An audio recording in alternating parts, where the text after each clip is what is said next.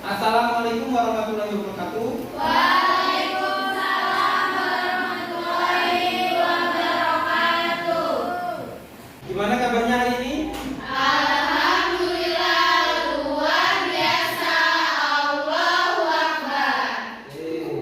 Sebelum kita mulai pelajaran ya, sesuai dengan rutinitas kita, mari berdoa yang dipimpin oleh ketuanya. Silakan. Sebelum memulai pembelajaran pada hari ini, marilah kita berdoa terlebih dahulu. Berdoa mulai.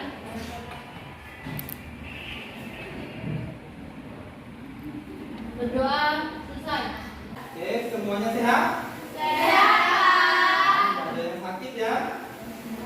Oke, tidak ada? Ada yang sakit ya? Ada. Ya. Oke, sebelumnya saya cek dulu kehadirannya ya. Ajeng Hoirunisa, Hadir Pak. Serisa, Hadir Pak. Devi, Hadir Pak. Dini, Hadir Pak. Hadir Pak. Dwi, Hadir Pak. Lili, Hadir Pak. Naila, Hadir Pak. Sheila, Hadir. Sintiansa, Hadir Pak. Saskia, Hadir Pak.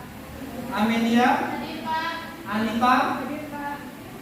Oke, semuanya hadir ya. Sudah siap ya semuanya belajar? Siap. Siap. Oke, sebelumnya saya akan beritahu apa sih yang kita pelajari, yaitu menemukan permasalahan ketenagakerjaan dalam pembangunan ekonomi melalui berbagai sumber. Oke. Apa sih tujuan pembelajarannya?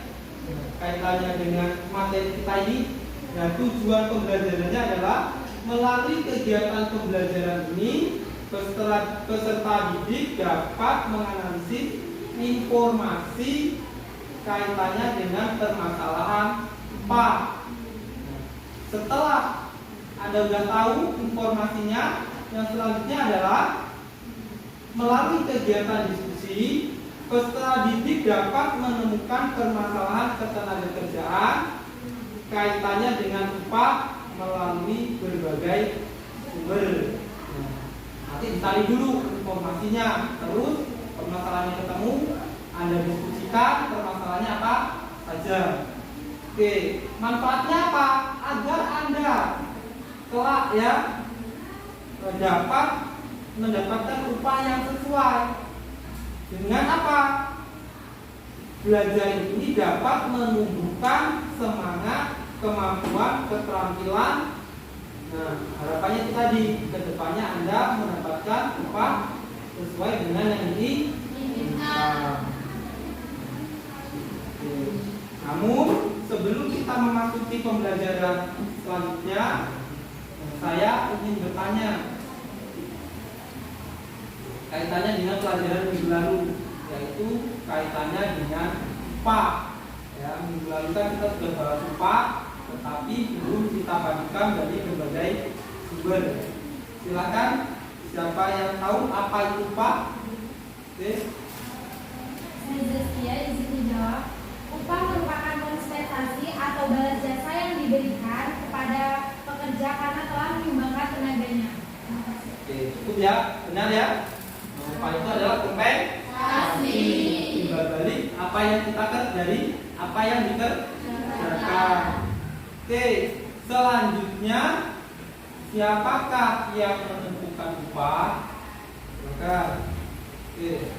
Di sini jawab saya ajak saya bisa seperti UMP, UMK, UMSK sama UMSP itu berlaku pada khususnya pada masa kerjanya yang kurang dari setahun atau yang lebih dari setahun. Nah, yang menentukan itu biasanya gubernur atau bupati di suatu daerah. Ya, jawabannya benar ya.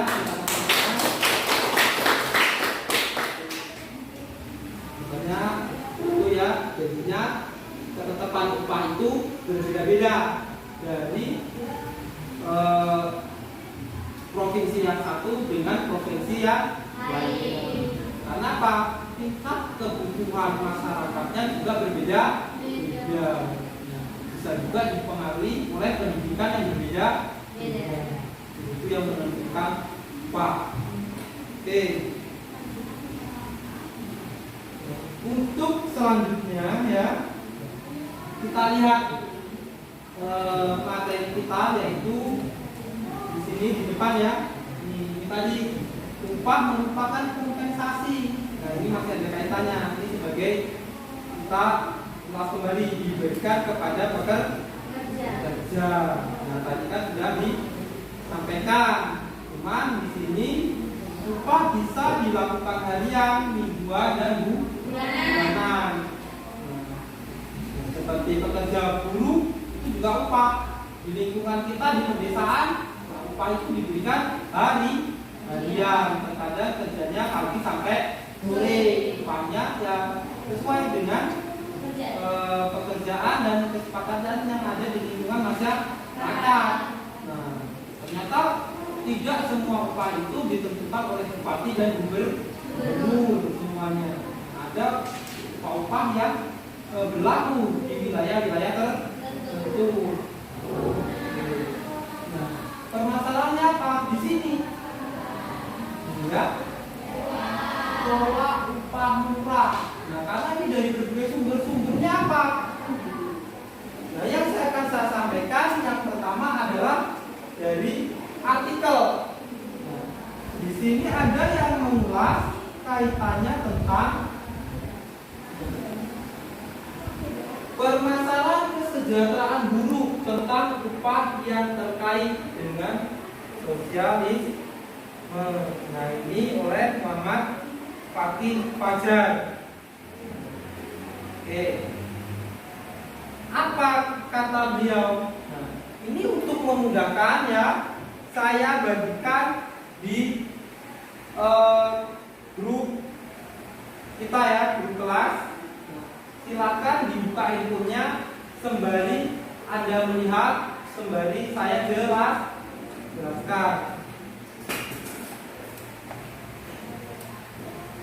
Oke ya, sudah saya kirimkan. Oke, sudah saya kirimkan. Nah, menurut beliau apa sih? Silakan kembali buka. Boleh juga dengan di depan agar Anda tahu. Nah, kata beliau, nah ini banyak sekali permasalahan buruh. Nah, maupun dari televisi, dari YouTube, dari berbagai media ya. Bahkan dari BPS sendiri mengatakan bahwa upah di Indonesia itu masih sangat rendah, sangat minim. Itu berdasarkan artikel ya. Selanjutnya lagi beliau mengatakan ternyata banyak sekali perusahaan-perusahaan yang tidak mengikuti aturan upah yang ditentukan, seperti permasalahan outsourcing, ya kan? Permasalahan tenaga kerja yang gajinya ada yang tidak dibayarkan, menunggak atau kompensasinya terkadang menunggak sampai 2 bulan, 3 bulan, yang berujung terkadang PHK sampai gitu. Di sini kan apa? Dari BPS Anda boleh lihat ini ya, BPS 20%. Itu dikatakan 20% katanya dari keseluruhan biaya produksi. Porsi upah tersebut juga masih jauh jika dibandingkan dengan margin yang diperoleh selama ini ya. Artinya apa? Masih jauh. Padahal apa? Banyak tenaga kerja itu dikatakan sebagai penyumbang atau penyeimbang ya, perekonomian. Karena banyak sekali tenaga kerja itu yang menggerakkan perekonomian. Beliau bekerja, buruh bekerja, mendapatkan kompensasi, berbelanja, akhirnya perekonomiannya bergerak. Tapi apa? Ternyata tidak seperti yang diharapkan oleh buruh. Upah itu terkadang ada yang enggak, ada perusahaan yang tidak memberikan sesuai, padahal sudah ditentukan UMK dan UMP-nya oleh gubernur dan bupati. Oke. Berikutnya, nah, kita lihat tayangan di sini ada YouTube ya, ada video, kita bisa lihat bersama. Di sini ada, ini sumber yang Pelaku industri mendesak tenaga kerja apabila serius taati regulasi tenaga tidak kerja. diimbangi oleh penyerapan angkatan kerja di dunia usaha. Apalagi peningkatan kualitas pendidikan masih menjadi pekerjaan rumah di sektor tenaga kerja. Sebanyak 58,26% tenaga kerja Indonesia terlatar pendidikan SMP ke bawah. Kelompok ini sulit masuk ke industri padat modal. Oleh karena itu, beberapa regulasi tentang tenaga kerja perlu segera dibenahi sehingga terasa manis bagi investor padat karya. Sistem pengupahan adalah salah satu poin yang dinilai perlu direvisi dalam undang-undang ketenagakerjaan jika tak ingin investor lari ke negara tetangga seperti Vietnam dan Myanmar. Kita akan memonitor dari direvisi itu menyangkut masalah pengupahan. Jadi formula pengupahan dan regulasi turunan itu harus dilihat kembali. Kedua adalah masalah pesangon. Pesangon ini juga harus dilihat apakah itu masih relevan dalam pesangon dan upahnya yang membuat formula ini menjadi tinggi. Ketiga adalah menyangkut masalah pensiun, masalah terkait dengan sistem pensiun kita. Menurut pengusaha, besaran upah misalnya sebaiknya ditentukan oleh perusahaan dan serikat buruh, bukannya kepala daerah. Pengusaha juga meminta adanya semacam asuransi PHK agar pesangon dapat dicicil. Pihak pekerja sendiri tidak anti terhadap perubahan. Toh selama ini aturan yang ada dirasa perlu ada penyesuaian dan tak semuanya pro pekerja. Namun serikat buruh merasa revisi undang-undang ketenaga kerjaan bukan hanya kepentingan perusahaan semata. Suara pekerja pun perlu didengar. Sebenarnya yang kita duduk, konsep pengusaha tidak hanya merevisi pesangonnya saja. Kita libatkan pemerintah, bagaimana pemerintah juga membantu dalam bentuk subsidi-subsidi kartu pekerja Yusril. Kalau kemudian pekerja menolak pesangon, iya, kalau itu langsung dihapus. Tapi ada solusinya, berani tidak? Misalnya pengusaha menaikkan jaminan pensiunnya, misalnya kami punya konsep 1,8%, kita anggap tabungan. Jadi ketika buruh pekerja berakhir hubungan kerja, tidak perlu ada lagi keributan masalah. Saat ini revisi undang-undang ketenagakerjaan sedang dibahas secara tripartit antara pengusaha, serikat pekerja, dan pemerintah. Jalan tengah terbaik untuk kepentingan nasional diharapkan lepas dari urusan politik yang hanya menelurkan kebijakan populis. Afani Rizky, Andi Bendarwan, Kompas TV, Jakarta. Oke, kita lihat Pendidikan masih menjadi pekerjaan ini ya. Coba perhatikan tadi banyak sekali ya ini permasalahan tenaga kerja kita. Coba kita perhatikan sebentar. Nah, yang kolom merah ini adalah SD. Ingat, Indonesia tenaga kerjanya SD. SD itu masih 40% ya, 4,51%. Selanjutnya yang kuning itu universitas ya, S1 mungkin kan, atau di atas S1. Ada yang warna semu hijau 2% diploma. Nah, ada SMA dan SMK 17 sama 11%. Artinya apa? Secara kemampuan pendidikan kita dianggap masih rendah, sehingga sangat mempengaruhi upah tenaga kerja. Nah, ini bisa Anda perhatikan. Nah, penduduk bekerja di sini berapa jumlahnya? Kita lihat nih,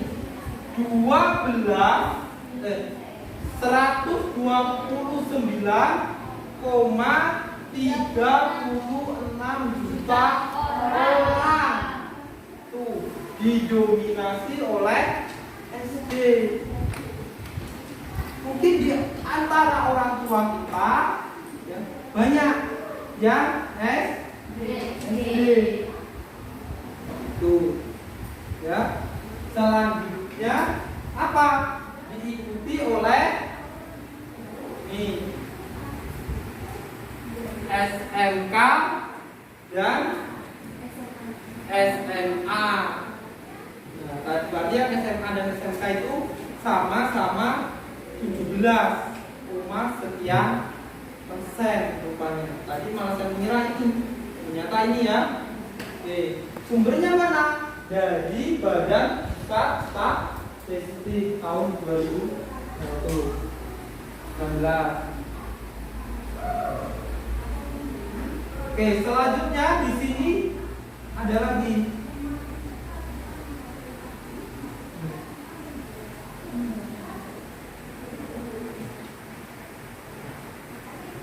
Nah, ini kan tadi kita sampaikan bahwa upah itu ditentukan oleh gubernur atau bupati di wilayah tersebut.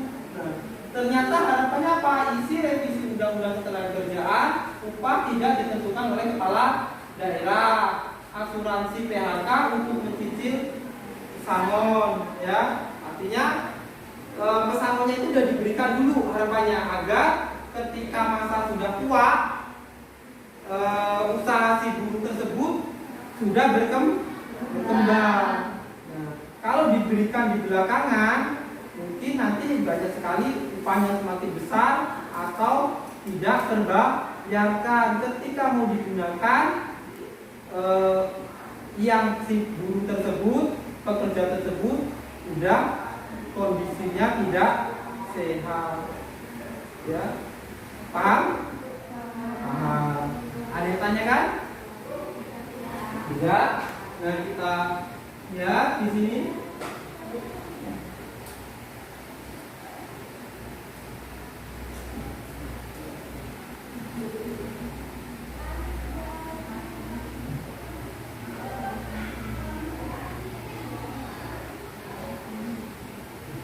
Nah, coba Anda perhatikan ya. Di sini tadi kan udah tolak upah murah. Sedangkan ya kalau satu pabrik pekerjanya segini banyaknya, ini mungkin sama ketika Anda pulang ke rumah, Anda lewat rumah, Anda lewat sebuah grup, ya. Ketika para pegawai pulang bekerja, jalannya sampai macet, ya kan? Nah, saking banyaknya, nah itu semuanya menuntut. Akhirnya apa? Nah, itu tadi upah maunya direvisi. Ya, sekarang banyak sekali adanya outsourcing, adanya upah maunya ditentukan oleh. Saatnya jam kelima dimulai. Kenapa perusahaannya masih karena saking banyaknya saking banyaknya tenaga kerja. Nah, makanya nanti ke depannya kita harus berpikir lebih jauh. Nah, setelah Anda nanti pahami, karena pembelajaran kita ini kan menggunakan model pembelajaran PBL, problem based learning. Jadinya Anda silahkan nanti Anda cari permasalahannya di berbagai artikel nih, cetak atau di buku. Nah, sebelumnya kalau ada yang ditanyakan sebelum kita melanjutkan lebih jauh? Enggak. Kalau tidak, silakan LKPD ini ya yang akan saya bagikan. Nah, nanti dikerjakan berdasarkan kelompok ya. Kelompoknya 4 orang. Silakan membentuk kelompok terlebih dahulu ya.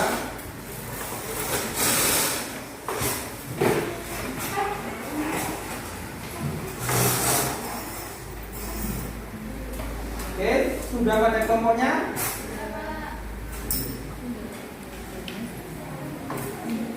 Kelompok 1 ya, kelompok 2, kelompok ini kelompok 3. Oke, sebelum Anda lihat LKPD-nya itu gimana? Masih semangat? Tetap semangat. Tetap semangat. Tetap semangat. Oke, sekali lagi ya, masih semangat? Tetap semangat. Tetap semangat. Tetap semangat. Oke, karena masih semangat, silakan dilihat LKPD-nya. Nah ya, nanti Anda kerjakan, boleh di situ kan ada artikelnya, ya. Ada yang harus dicari menggunakan media internet, dan satu lagi boleh dari media cetak yang akan saya bagikan.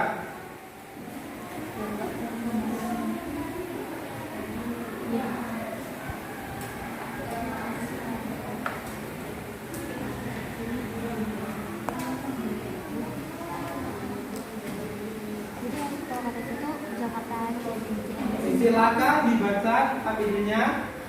Jika ada yang mengalami kesulitan, silakan ditanyakan.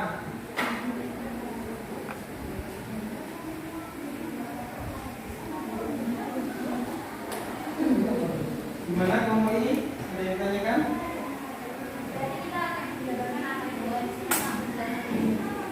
Ya, yang kalau disebutkan seperti itu, ya nanti selalu dicari permasalahannya ya.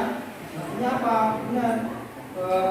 MK itu kan ditentukan oleh provinsi atau kabupaten yang bisa seperti itu. Tapi apa sih permasalahannya di situ telah ditentukan?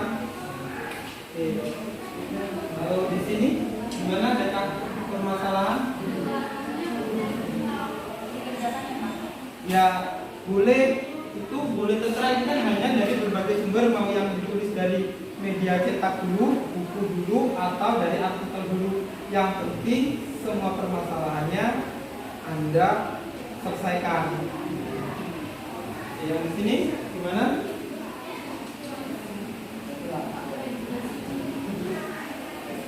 Nah, itu kan kalau di situ kan ya, di sini soal nomor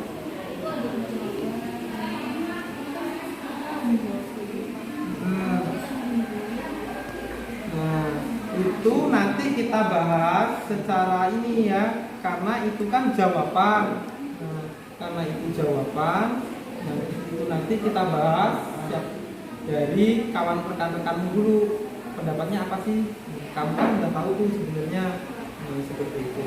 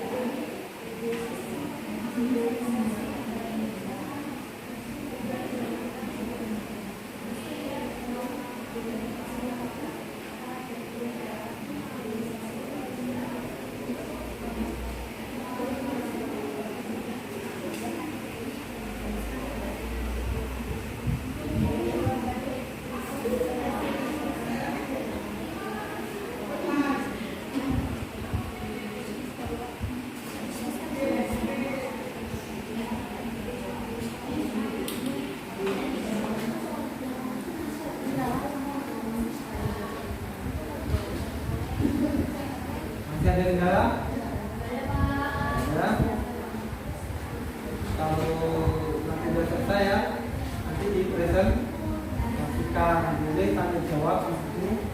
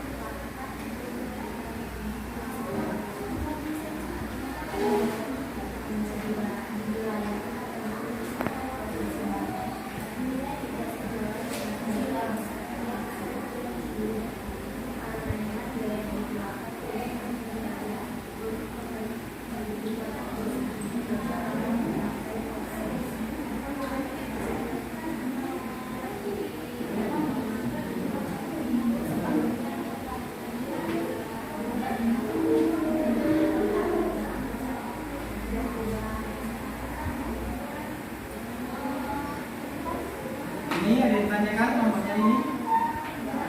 Ya, ya.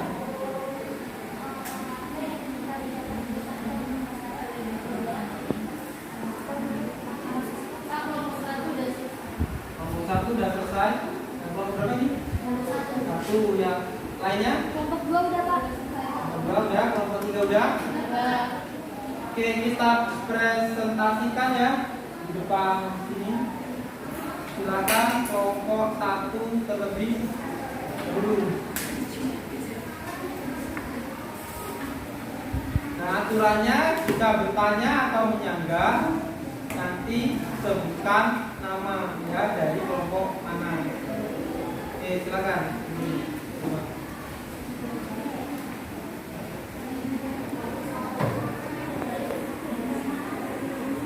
Ini sebaiknya proyek kamu bukan.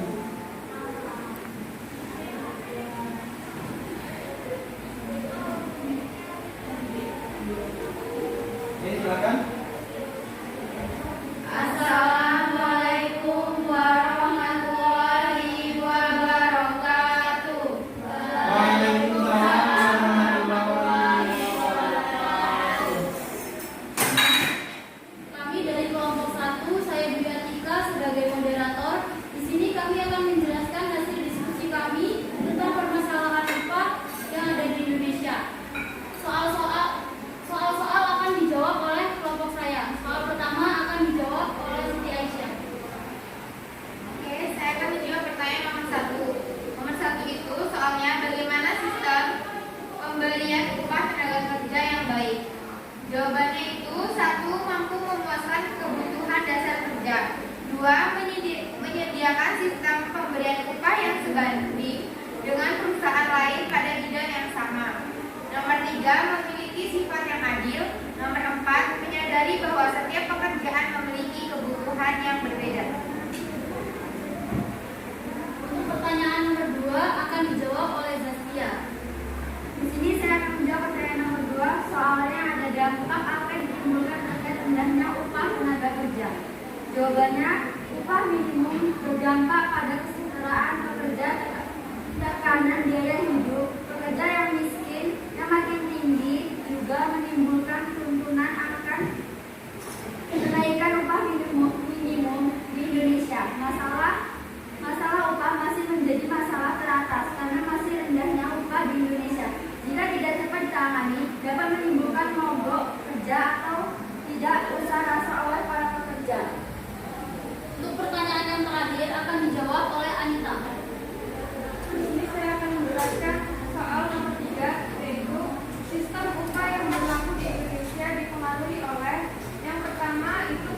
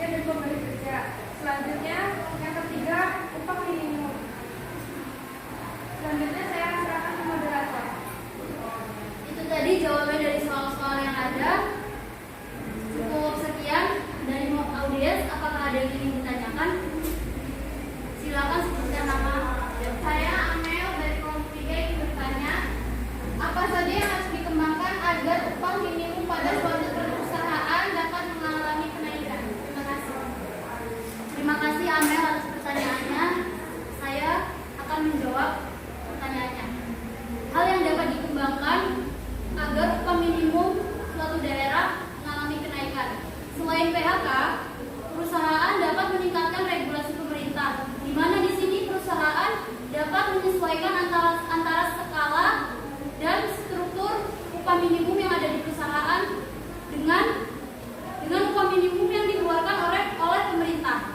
Selanjutnya, kompensasi rata-rata juga dapat dilakukan oleh suatu pemerintah, di mana di sini perusahaan, di mana di sini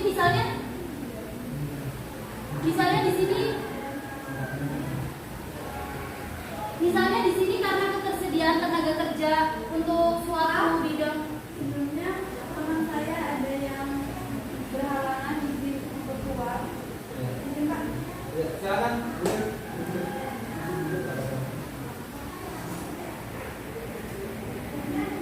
Oke, silakan ya.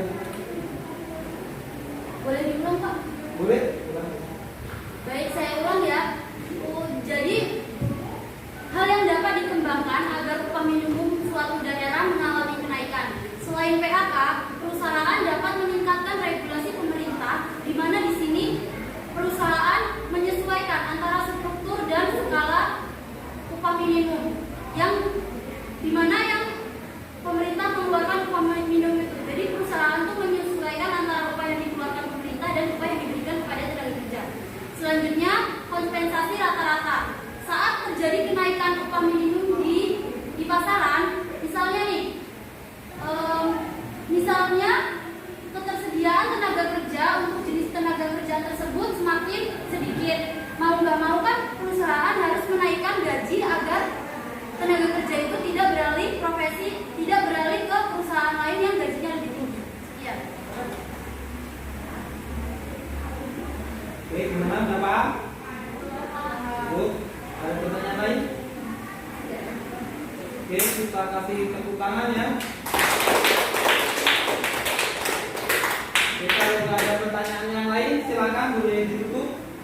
Sekian tadi presentasi dari kami akhiri. Wassalamualaikum warahmatullahi wabarakatuh. Waalaikumsalam warahmatullahi wabarakatuh. Oke, silakan.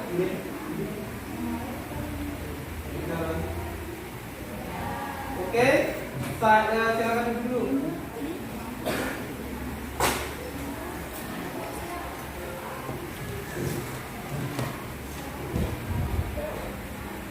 Ya, tadi ada berbagai pertanyaan dan jawaban. Kenapa sih upah itu kan gitu? Upah itu bagaimana? Banyak yang ditimbulkan. Salah satunya karena ada tadi itu tekanan ya, karena ada tekanan biaya hidup. Nah, tadi kan disampaikan seperti itu. Memang tekanan biaya hidup itu sangat mempengaruhi kebutuhan. Ya, karena adanya kebutuhan, adanya tekanan. Yang benar adalah kebutuhan akan menekan upah. Kalau upah tidak dilakukan penyesuaian, tadi itu dijawab juga katanya dari berbagai regulasi. Regulasi itu apa sih? Ada yang tahu? Regulasi. Salah nggak apa-apa.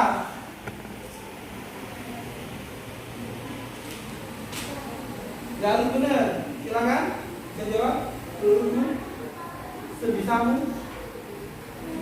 Dari berbagai regulasi. Ya. Kayak dari berbagai sumber atau berbagai sumber. Ya, dari berbagai sumber katanya. Ada yang bisa jawab lebih tepat lagi?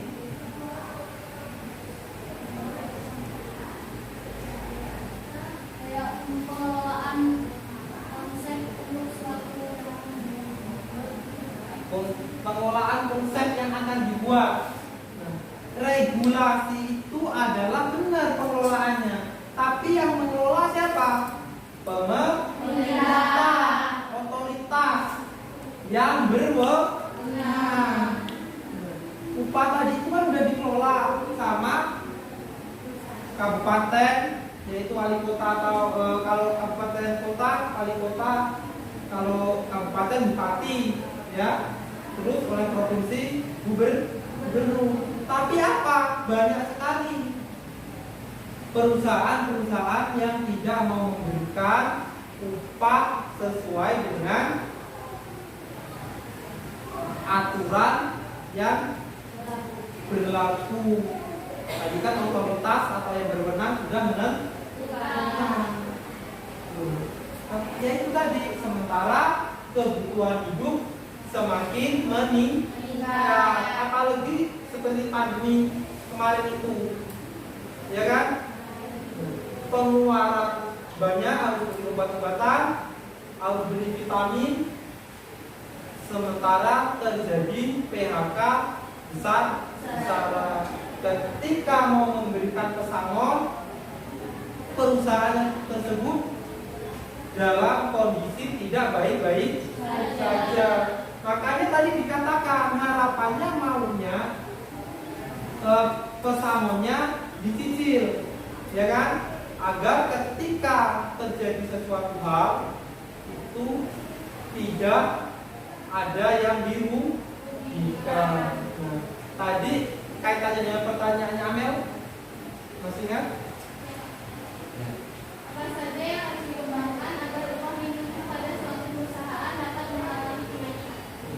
Yang harus dikembangkan selain unit usahanya tersebut, keterampilan dan kemampuan tenaga kerja yang sudah kita lihat tadi. Tenaga kerja kita banyak yang lulusan SD, ya, 40%. Baru sisanya adalah lulusan SMA, SMK 17%, baru D3 11%. Terus selanjutnya ada universitas, ya, seperti yang kita lihat tadi. Nah, itu menunjukkan apa? Menunjukkan bahwa kualitas tenaga kerja kita sangat rendah. Karena apa? Di Indonesia ini, ya, pendidikan adalah kalau dia berpendidikan bagus, keterampilannya bagus, mindsetnya masih seperti itu. Ini dari banyak ya kita sampaikan tadi 129, sekian juta, banyak sekali, tidak sedikit. Yang perlu apa? Makanya pemerintah melakukan pelatihan. Lulusan SD nggak apa-apa, tetapi diberikan pelatihan di BLK, di prakerja. Nah, itu selalu diberikan pelatihan, diberikan penyuluhan, dan itu dipantau perkembangannya bagaimana sih oleh Badan Pusat Statistik. Nah, ternyata masih banyak, gimana ya. Nah, akhirnya apa? Baru-baru ini pemerintah menunjukkan permudah pengurusan izin usaha. Kalau semuanya bekerja, wah repot, ya. Sementara tenaga kerja saat ini sudah banyak yang digantikan oleh robot, ya kan? Mau ngisi di Pertamina menggunakan aplikasi, dibatasi, ya kan? Nah, mau lewat tol, tenaga kerjanya sudah tergantikan dengan e-tol. Mau nilang sudah menggunakan kamera CCTV. Artinya apa? Personil kita semakin dikurangi, semakin dikurangi. Artinya apa? Yaitu tumbuhkan semangat wirausaha. Kita yakin bahwa kita memiliki keterampilan, kita dirikan UMK, usaha kecil-kecilan lah misalnya, ya, dengan beranggotakan keluarga, minimal anggotakan keluarga kita, terus tetangga kita, saudara kita, tetangga kita. Yang jadi permasalahan adalah kita konsumtif dan mindsetnya mindset pekerja. Jadi banyak permasalahan tenaga kerja. Oke, ada yang tanyakan? Ya. Silakan kelompok 2.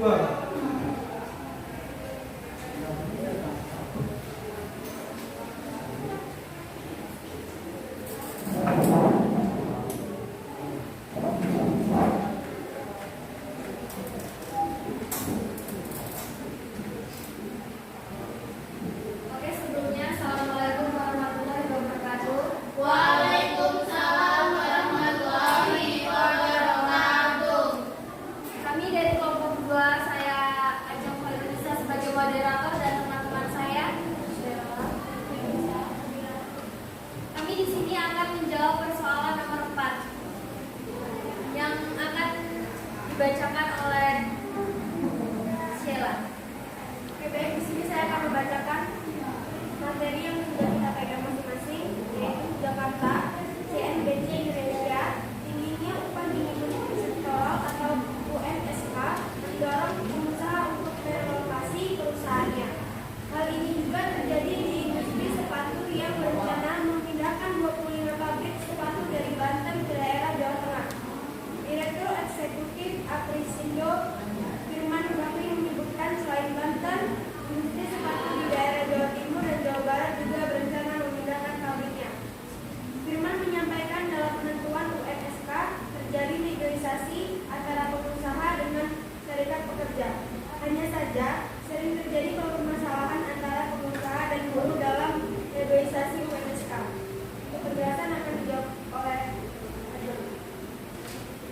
Jadi seperti yang kita dengar dan kita lihat yang telah dijelaskan oleh Sheila di dalam artikel yang telah kita pegang masing-masing.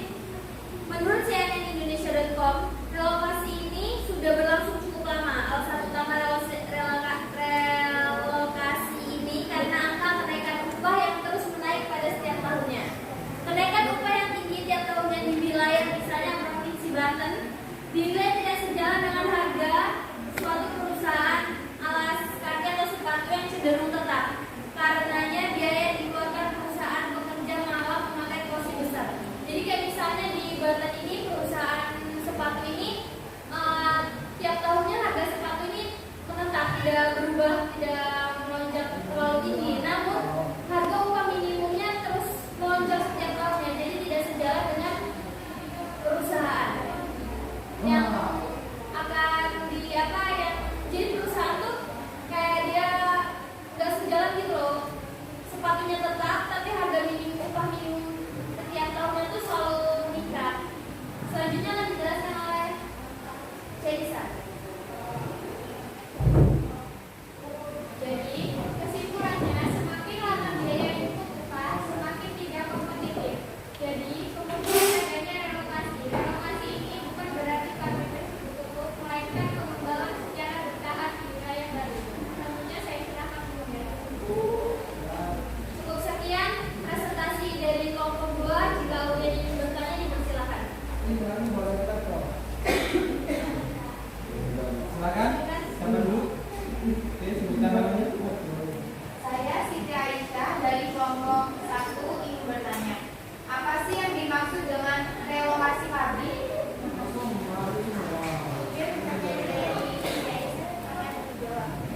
relokasi pabrik itu adalah pemindahan lokasi industri dari suatu negara menuju negara berkembang. Itu bisa mendekati bahan baku dan menghasilkan jenis barang yang mampu bersaing di pasar Indonesia. Ada lagi audiens yang ingin bertanya? Dipersilakan. Saya Lili, perwakilan dari kelompok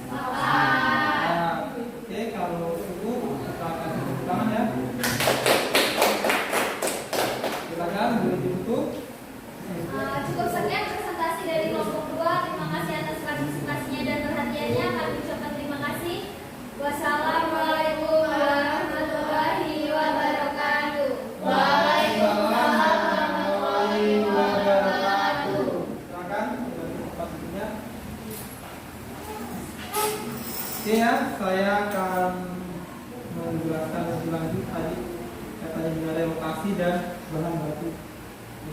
Karena di provinsi-provinsi yang sudah maju seperti di Bekasi ya, tempat yang sudah maju, sesak ya, polusi udaranya mungkin meningkat, nyamuknya juga besar ya, tikusnya juga besar. Karena apa? Kaitannya banyaknya industri dan got-got ya kan. Mungkin selain itu alasannya itu tadi. Dengan begitu apa? Hewan aja sudah tidak pada habitatnya, nggak pada di itunya, dia udah ke rumah-rumah, mungkin nggak di kebun-kebun lagi. Nah, kalau di tempat kita ini nyamuk aja di kebun masih banyak. Nah, di sana itu nyamuknya besar-besar dan tinggalnya di rumah. Tikusnya besar-besar dan tinggalnya juga di rumah. Nah, kayak gitu. Nah, artinya apa? Kalau hewan aja udah tidak bagian tempat, bagaimana perusahaan mau mengembangkan usaha dengan upah juga maunya tinggi dan perkembangan perusahaan tidak signifikan untuk mendapatkan bahan baku. Nah, dia membutuhkan biaya yang sangat mahal. Contoh di tempat kita ini di Lampung ya. Kenapa banyak usaha sawit, gula, ya kan? Karena daerahnya kebun, kebunnya masih banyak, jadinya perkebunan juga masih meningkat. Kenapa nggak tekstil kan kayak gitu? Karena tempat kita tanamnya masih banyak gitu. Artinya di Lampung ini makanya pernah dalam suatu sumber kan informasi di televisi maupun di media sosial. Nah, mungkin Lampung ini adalah harapan industri di masa yang akan datang. Tetapi satu hal pesannya kaitannya dengan permasalahan tadi itu kan permasalahan perusahaan mau memindahkan karena upah terlalu mahal kan gitu. Nah, artinya apa? Ketika usaha di situ ternyata penduduknya pun tidak merasa menikmati hidup dengan upah yang layak. Ketika Lampung menjadi pusat industri, semakin banyaknya tenaga kerja, semakin sempitnya, mau bertani juga nggak ada sawahnya, nah semuanya bergantung pada industri, ya kan? Tanah ditanam, tumbuh bangunan, ya kan? Tumbuh beton. Akhirnya apa? Semuanya bekerja. Itu adalah salah satu karena penduduknya udah nggak ada sampingan lagi. Sementara tekanan hidup selalu meningkat. Akhirnya apa? Sampai pabrik aja mau memindahkan tempat. Akhirnya apa? Pekerjanya bisa menganggur. Sementara tanahnya sudah ditanamin beton, sudah bangun tol, sudah jadi gedung-gedung besar, tempatnya sering kebanjiran, ya kan? Nah, makanya itu tadi, kalau pekerjaannya fokus bekerja, sedangkan kemampuannya SD, SMP, SMA yang mendominasi tanpa dibekali keterampilan lain, maka kita akan tergantungan dengan upah buruh yang diberikan oleh pabrik. Wajar saja karena permintaannya yang ingin bekerja banyak. Akhirnya buruh ya kalau perusahaan kalau mau gaji sekian ya oke, kalau enggak ya gimana lagi. Akhirnya dikirim ke luar negeri sampai luar biasa sekali permasalahannya. Ternyata tidak semua yang dikirim ke luar negeri dengan iming-iming gaji besar menyelesaikan permasalahan upah yang ya, ternyata tidak juga. Nah, pesan saya Pak, artinya ketika Lampung ini sudah berkembang, sudah maju ke depannya, jangan sampai kita juga tidak menikmati. Karena kita tanami banyak sekali yang tumbuh.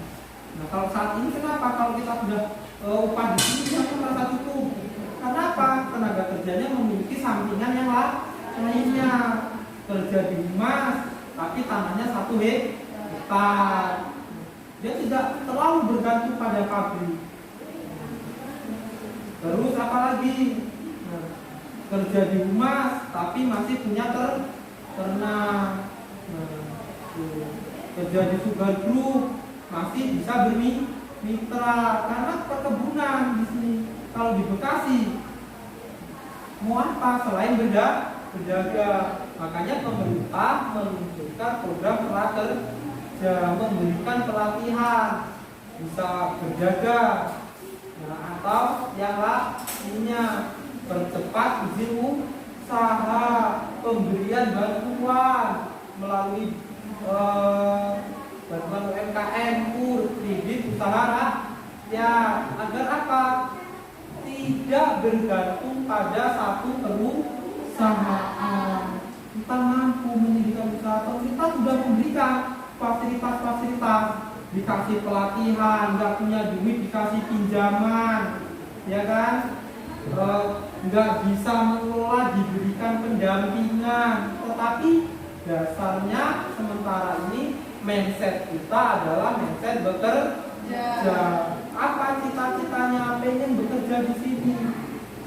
Jarang sekali ketika saya masuk misalnya dari 30 orang siapa yang mendirikan usaha? Nyaris tidak ada. Kita bisa lihat tukang bakso di depan, ya kan? Dengan misalnya 100 peserta didik yang beli bakso dengan uang 2.000, berarti dalam kurun waktu istirahat 15 menit, terus istirahat kedua 15 menit, artinya Pak 2.000 dikali 100 misalnya untungnya sudah 200.000. Karena mentalnya apa? Mental wirausaha. Kalau mental pekerja gajinya bulanan, kadang diutang, ada yang gajian harian, sehari kerja sehari tidak, 2 hari kerja sehari tidak menentu, bahkan ada yang diutang terlebih dahulu. Paham? Maksud? Ada yang tanya kan? Silakan, boleh. Ya, kalau bertanya.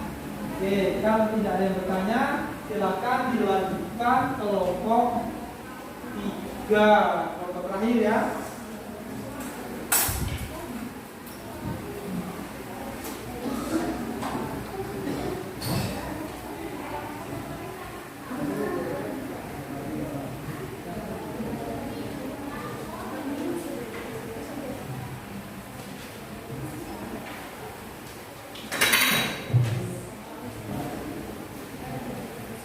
Assalamualaikum warahmatullahi wabarakatuh.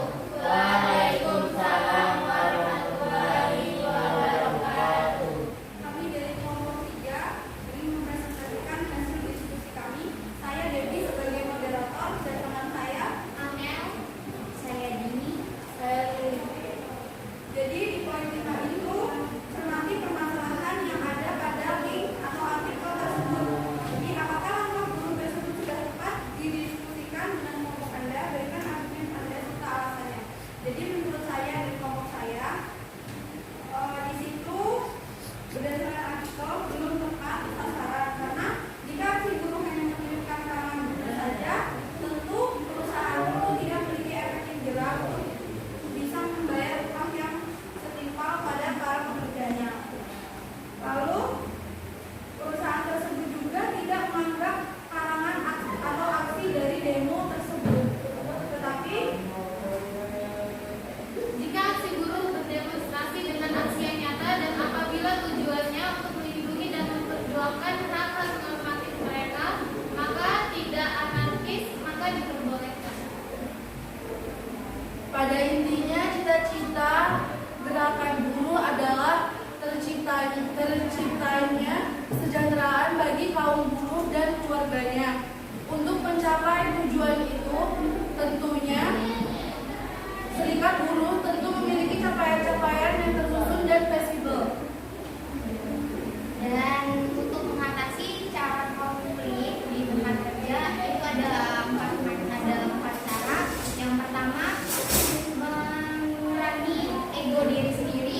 Yang kedua, mendengarkan saran dari orang lain. Yang ketiga, fokus pada konflik. Dan yang keempat, libatkan atasan pada konflik yang terjadi.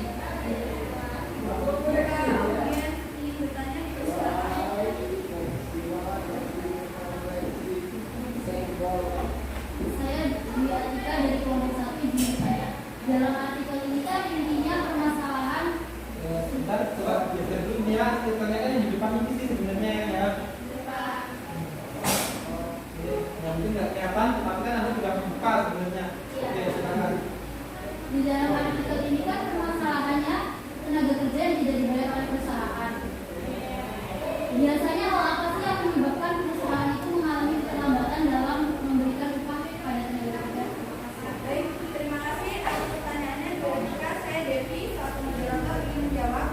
Yang pertama itu ada tagihan customer belum dibayar.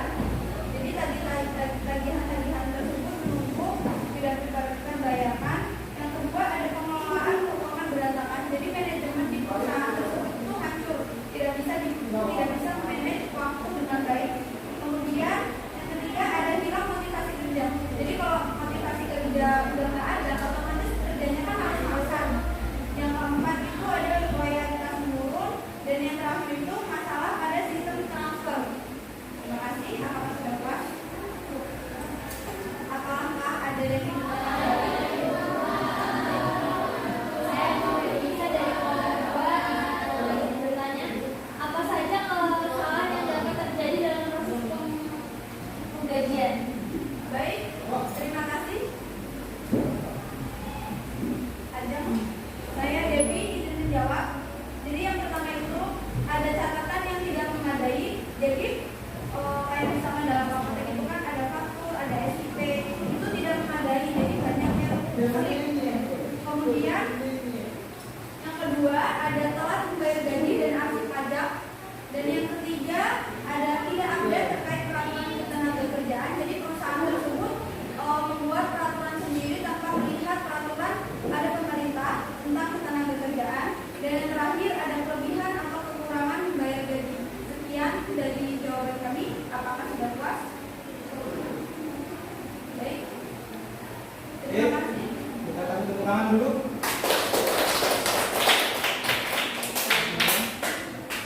Baik, terima kasih audiens yang sudah bertanya. Kami kelompok 3 mengakhiri presentasi kami. Kami ucapkan Wassalamualaikum warahmatullahi wabarakatuh.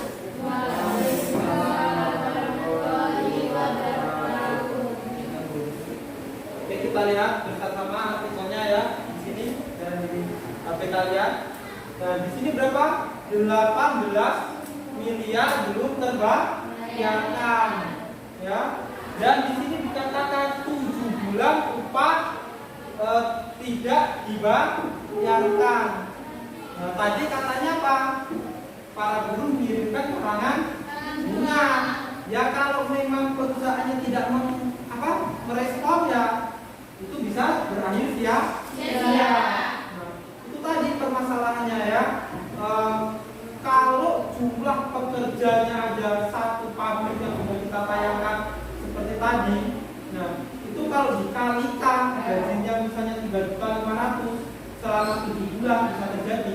Belum tunjangan dan pesangon yang harus diberikan. Nah, akhirnya para perusahaan sama-sama terbebani. Akhirnya apa? Pemerintah harus berikut campur untuk menyelesaikan. Bagaimana diselesaikan? Nah, di sini misalnya nih,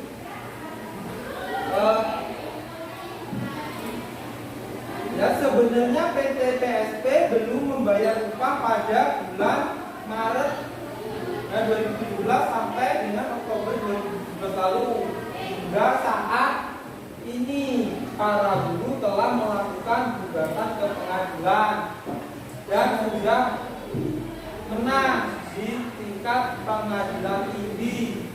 Nah di situ, namun pihak PT PSP masih melakukan banding. Nah, artinya apa? Ya gimana mau terbayarkan? Perusahaannya merugi. Sementara mungkin asumsinya PT merasa ketika saya mendapat ancaman pidana juga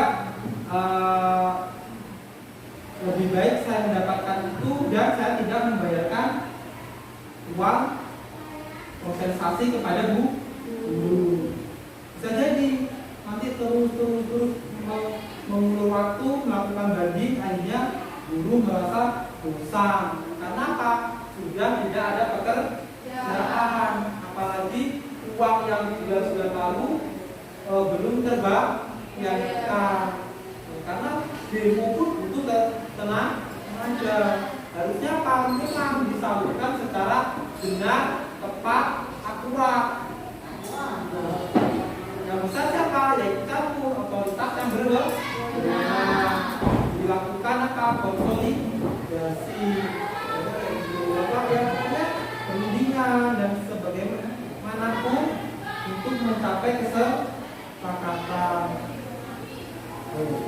Nah, itu ya kurang lebih seperti itu permasalahan dulu. Nah, ini kaitannya di berbagai artikel, video, memang banyak, apalagi dengan baru-baru ini terciptanya undang-undang Cipta Kerja, outsourcing dan sebagaimanapun itu pekerjaan.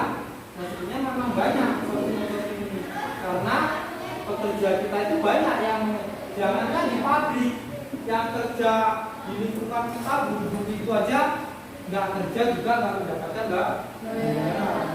gitu. Itu ya gimana lagi kita kan, kalau pabrik upahnya mahal mau pindah, ya kan, sementara kita belum mampu mengelola bahan baku. Makanya itu pabrik Saatnya ke-6 It's time to begin the 6th hour.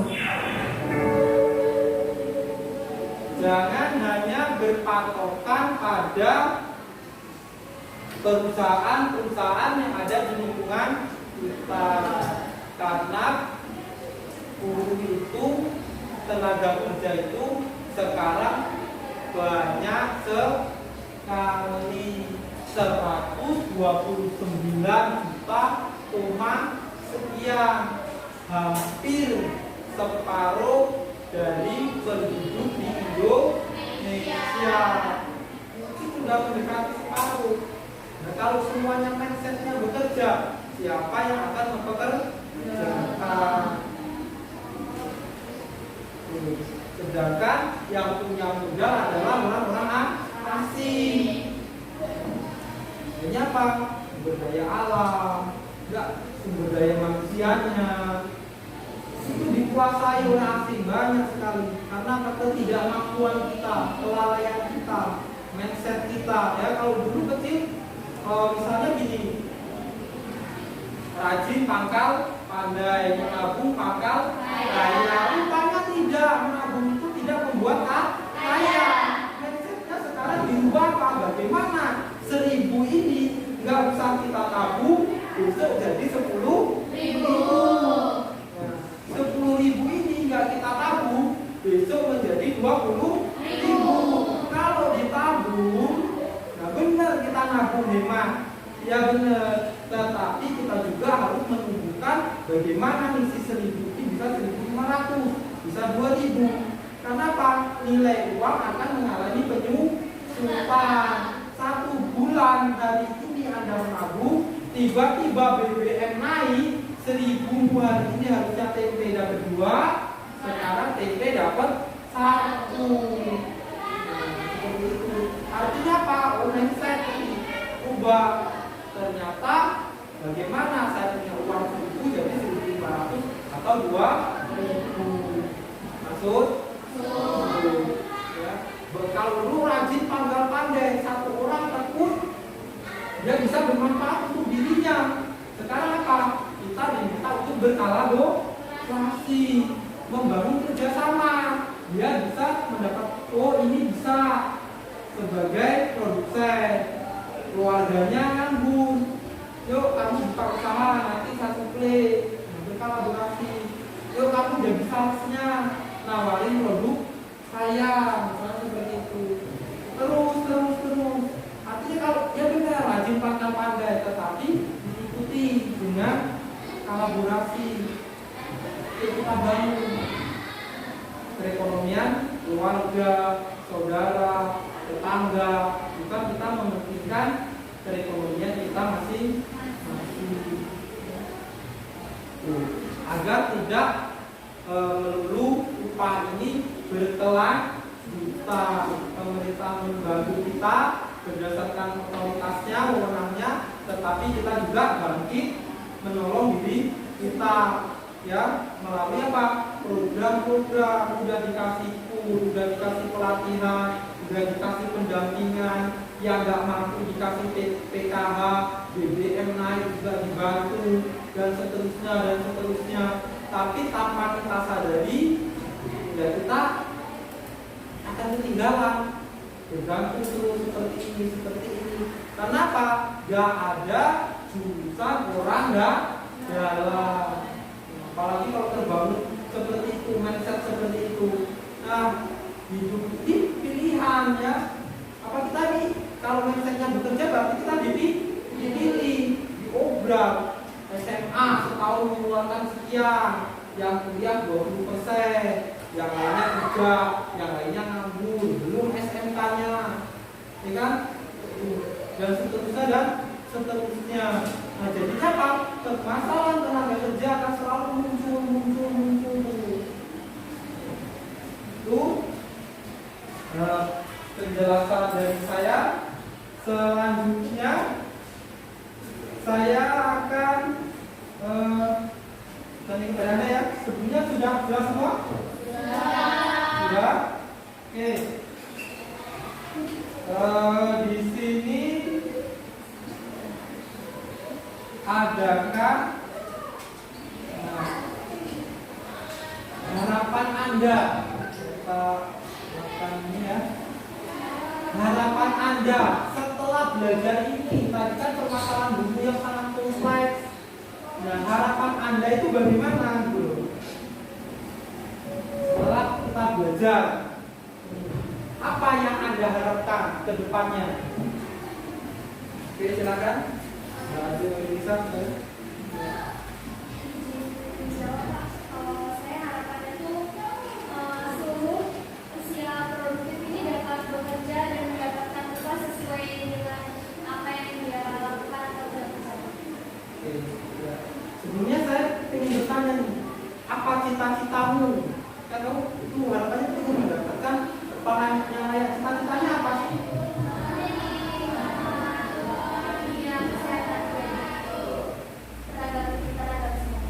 Ya. Sesuai kaitannya dengan cita-citamu ya. Kamu menjadi perawat atau juga banyak tenaga profesional yang tidak mendapatkan upah yang layak, sementara dituntut oleh peraturan ya. Nah, harapannya gajinya berapa nih?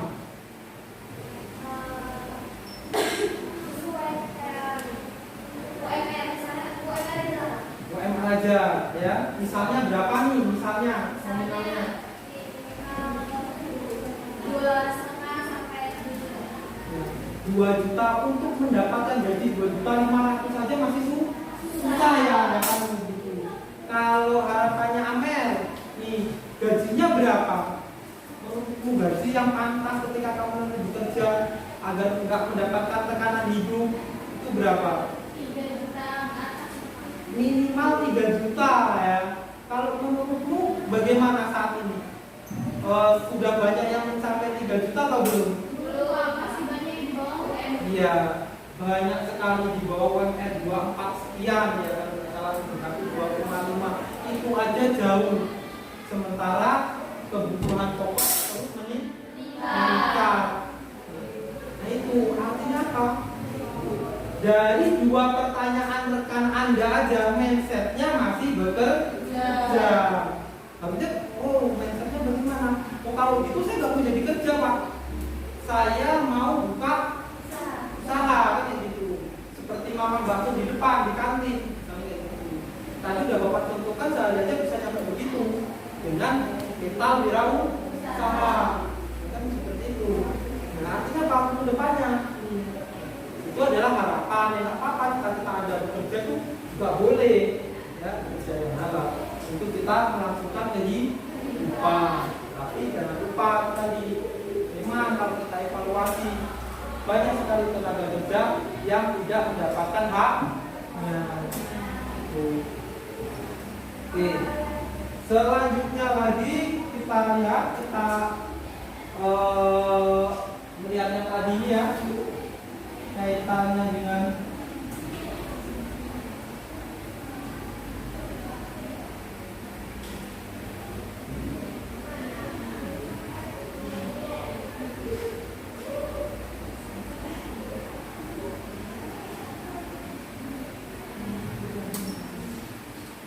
Nah, dalam satu pabrik aja dapat menghadirkan tenaga kerja sebanyak ini. Ya, ini mindset tenaga kerja itu sangat jarang sekali tenaga kerja yang kayanya melebihi pemilik usaha. Jadi jangan berharap kaya ketika mindsetnya menjadi seorang bekerja. Cukup aja sudah alhamdulillah. Cukup itu karena masih banyak yang tidak cukup. Padahal yang finansialnya sulit untuk melebihi pemilik usaha, ya kan? Oke, bisa kita tarik kesimpulannya. Jadi untuk kesimpulannya pembelajaran hari ini adalah apa? Silakan. Oke. Kesimpulannya kita jadi tahu permasalahan upah yang semakin hari semakin tinggi dan dampak apa yang ditimbulkan jika upah tidak sesuai kepada para pekerja. Ya, oke, kita lanjut sekarang ya. Katanya sangat benar sekali ya, sangat benar sekali. Kalau dampaknya itu sangat kompleks. Kalau tidak ada aturan yang jelas, makanya berbagai regulasi semakin diperbarui untuk apa ya, mengurai permasalahan tenaga kerja. Kurang lebih ya seperti itu. Makanya diperlukan membuat pola pikirnya ke depannya. Nah, berikutnya lagi ini pesan dari saya ya, Anda. Itu adalah masa depan itu adalah milik mereka yang berusaha pada hari ini. Selanjutnya, lakukan hal yang benar, jangan membenarkan kebiasaan. Biasanya begini gak apa-apa kok, biasanya begini lurus kok. Biasanya itu lihat teman-teman kita yang tadinya seperti ini malah bekerja kok. Itu hanya berlaku untuk orang-orang tertentu, tidak berlaku secara keseluruhan. Misalnya tetap kita usaha, makanya kata salah satu tokoh pengumpalan ya, kalau kita sulit, tidak mau belajar hari ini, kita merasa lelah, maka kita harus bekerja seumur hidup. Seperti itu. Selanjutnya lagi apa? Kalau kita tidak bisa tidur menghasilkan uang, maka kita juga bekerja seumur hidup. Tidur menghasilkan uang seperti apa? Investasi, misalnya seperti itu. Kita tidur, bergerak, kita jualan sambil investasi. Artinya apa? Untuk sebagai tambahan kita. Oke, udah paham semua? Nah, selanjutnya tugasnya ya nanti dikerjakan di buku tersebut di halaman, misalnya di halaman 93. Di situ banyak sekali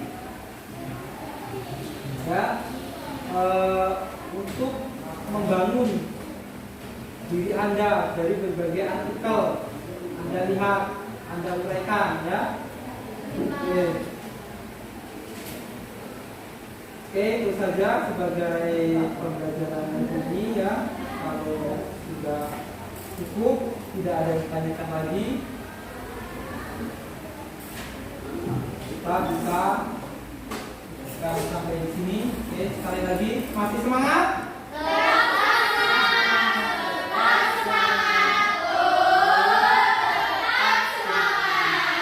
Ya, apapun itu kita harus tetap semangat walaupun kita sudah berada di garis finish ya. Semangat berkolaborasi, nanti kedepannya kita kembangkan. Oke, silakan dipimpin berdoa. Sebelum mengakhiri pembelajaran pada hari ini, marilah kita berdoa terlebih dahulu. Berdoa mulai.